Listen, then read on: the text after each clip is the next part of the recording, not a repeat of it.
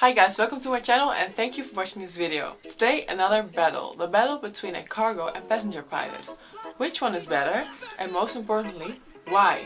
This video will be about a long-haul cargo pilot compared to a short-haul passenger pilot. FedEx 3745 Heavy, number 1, runway 25 left, line caution, right turbulence. Each and every one of us gets 1 point when he or she wins this argument. Let's start with you, Joey. Why is flying cargo better than carrying passengers in the back? Well, Michelle, the cargo operation is way much more relaxed than flying passengers. My day starts with a briefing between us 2 or 3 pilots. There's no need to brief the flight attendants, and then we get on our way to the plane. And after doing the pre-flight checks and setting her up for the flight, we're ready to head out. Because loading and unloading only seldom create delays, and we rarely have slot times to maintain like you guys. That's exactly my point. You might get fewer slots because you guys fly and work mostly throughout the night and sleep throughout the day, but the rest of the world is still operating during daylight hours and therefore still have a life. So at least I'm not walking around like a zombie during jet lags. Apart from that, we don't carry dangerous goods, so I do not need to worry about my radiation levels that much. I'll be happy to take up a bit of radiation if that eliminates the hassle with those passengers you fly around. Because nowadays, passengers complain about literally everything, as long as it is cheap and cheerful, meaning first class service for 10 euros. And I don't know about you, Michelle, but I wouldn't want to share my toilet with 200 sweaty passengers. Disgusting.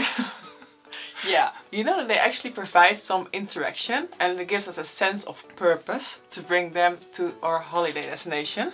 Yeah. Receiving applause after every landing is great, and if little kids enter the cockpit during the deboarding, it's so rewarding.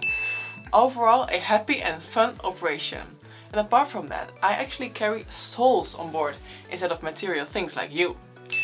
We have caring flight attendants amongst us who serve us all kinds of food, drinks and engage us in a casual conversation. Even after our duty, we get dinner together and go out for drinks with at least 6 different people. You, on the other hand, you have to spend 2 consecutive weeks with the same captain. Seems a bit lonely and boring to me. Well, that depends on the personality of the captain. I hadn't had any trouble with that so far. And besides, if it were so, I have great followers who are willing to pitch in as a tour guide for 1 day and show me around their city. Thanks, guys. Anyway, during those 2 weeks, we spend a great time in various countries. And as there's only 2 of us, the company accommodates us into the best hotels. And as the network is constantly changing due to the demand of cargo customers and charter flights, we get to explore new countries from time to time. Plus, most cargo airlines are very profitable and less prone to changes in the economy. Okay, well, all this is nice and noticeable, but in the end, for me, it's all about the flying part though. We as passenger pilots perform way more landings, which makes us so skilled in flying. I would not like to receive messages from my company telling me that I have to make 3 approaches and landings within 90 days, simply because I have to share my landings with 2 other guys. Well, I don't really agree on that. Yes, we do have fewer landings than you guys, but we fly into much more demanding airports, not on a regular basis, meaning we need to prepare way in advance to make that 1 landing picture perfect. You, on the other hand, you can like mess up your first landing and say, oh, I've got 3 more to go. I can practice with today. Therefore, we only do 1 long flight every 2 to 3 days, and after reading the shutdown checklist, we are out of here. I don't need to worry about nothing. You have to sit and wait until the last passenger deboards. Boring.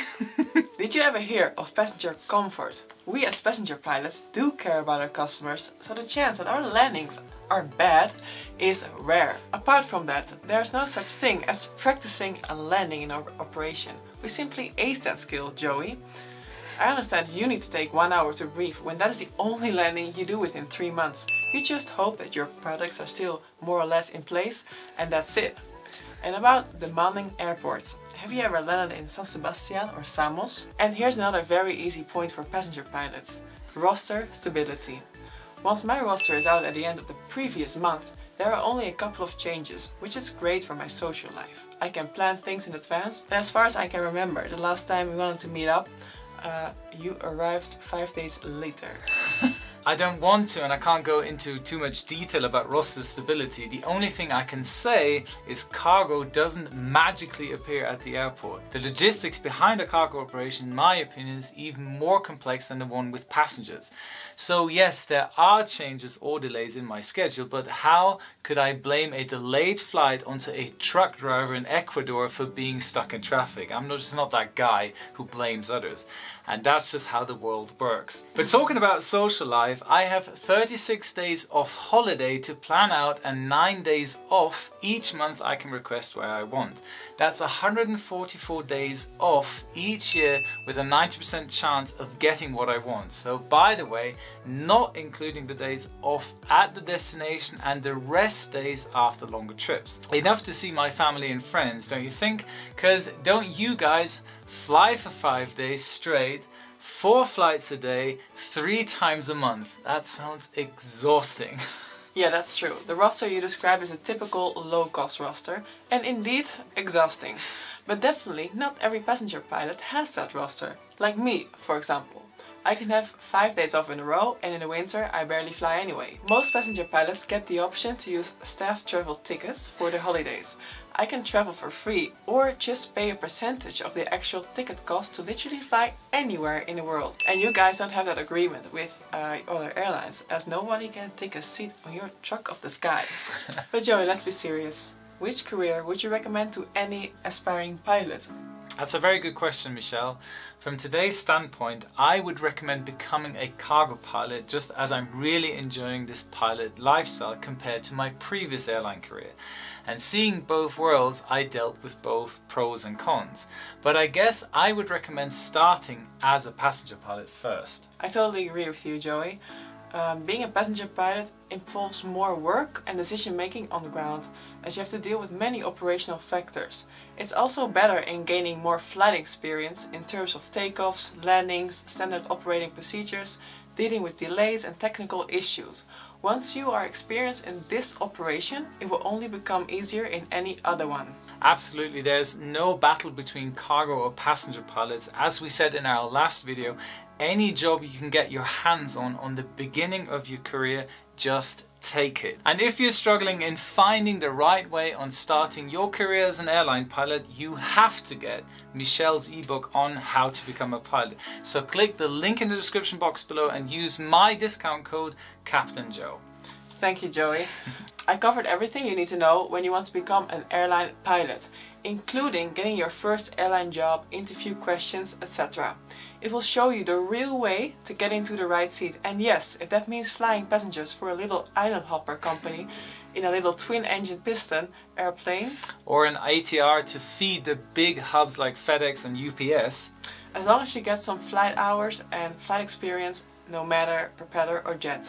Gain experience, that is key. Yes, and that's why we want to keep your motivation high and prepared a little giveaway for you.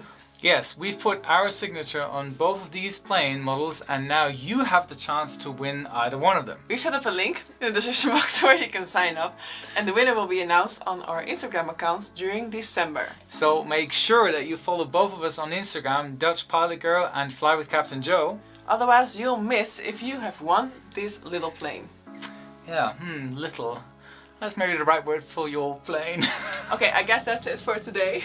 Thank you very much for your time. So hit that subscribe button to become our wingman on both of our channels and the notification bell so you won't miss out upcoming videos. And don't forget, a good pilot is always learning. You, on the other hand, have to spend the same... No. care about our customers. And... wait. Did you ever... use staff travel trinkets? Trinkets. You got your crickets going on. Staff travel tickets. Staff travel. So the chance that our landings are bad is rare. A part of that.